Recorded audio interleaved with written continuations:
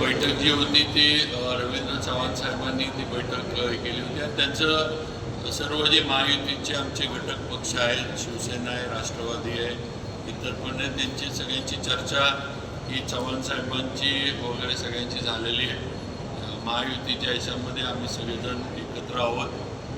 भाजप असेल, राष्ट्रवादी असेल, शिवसेना असेल किंवा अन्य आमचे घटक पक्ष असेल, आमच्यामध्ये कुठेही काहीही समन्वयामध्ये आणि उद्याच्या येणाऱ्या विधान परिषदेच्या मतदानामध्ये कुठलीही अडचण नाही.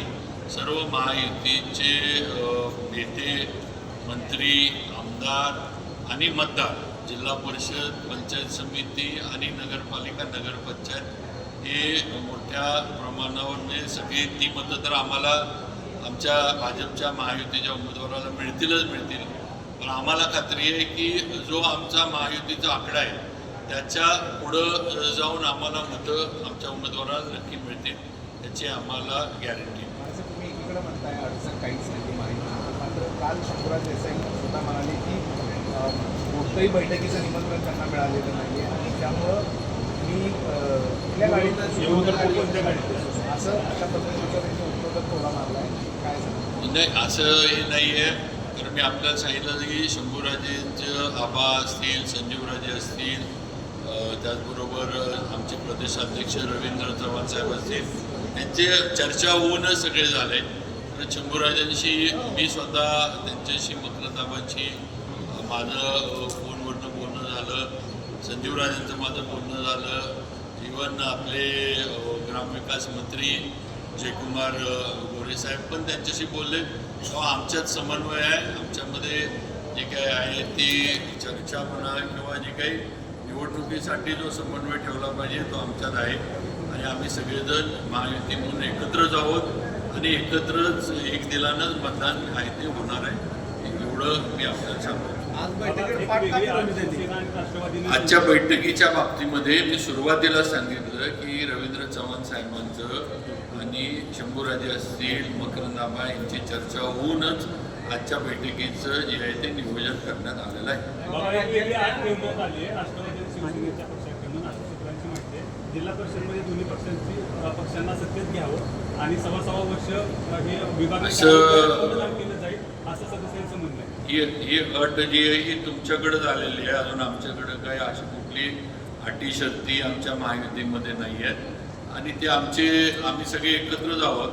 त्यामुळं जरी काही असले हे तर पुढं देवेंद्रजी फडणवीस आहेत, एकनाथ शिंदे साहेब आहेत आणि सुनेत्रा वहिनी आहेत, यांच्या माध्यमातून काही जे काही निर्णय असले तर ते पुढं या सर्वांच्या माध्यमातून होतील.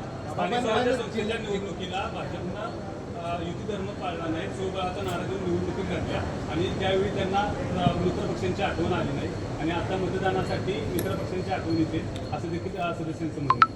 सगळ्या राज्यामध्ये 17 निवडणुका होत, 17 ठिकाणी आणि 17 ठिकाणी सगळे महायुती म्हणूनच लढतात. काही बिनविरोध झाल्या, काही ठिकाणी निवडणुका आल्या, म्हणजे याच्यातनंच महायुती भक्कम आहे हे तुम्हाला दिसतंय. आता हे जे काही असे उगाच अफवा तर वावड्या उठवण्याचा आणि गैरसमज पसरवण्याचे प्रकार आहेत, बाकी काय.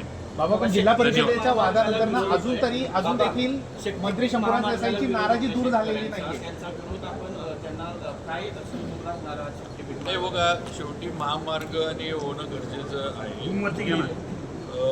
शक्तीपीठ महामार्गाचं पण स्वतः मुख्यमंत्र्यांनी महामार्गाबद्दल फार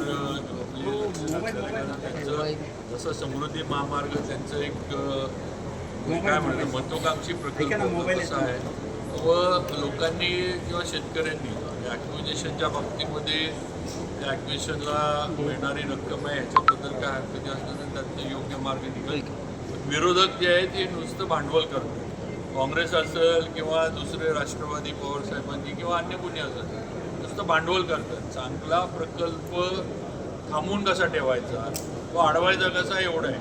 आज लोकांना जसं तुम्ही विरोधाचं हे बोलताय, जसे हे विरोधक हे राजकीय प्रेरितून काहीतरी विरोध करतात, तसं या महामार्गाला पाठिंबा देणारे पण शेतकऱ्यांनी अनेक पत्र दिलेले. मग शेवटी याचा पण विचार केला पाहिजे. जयंत पाटील यांनी आणि हा बदल नाराजी जी आहे कुठलीही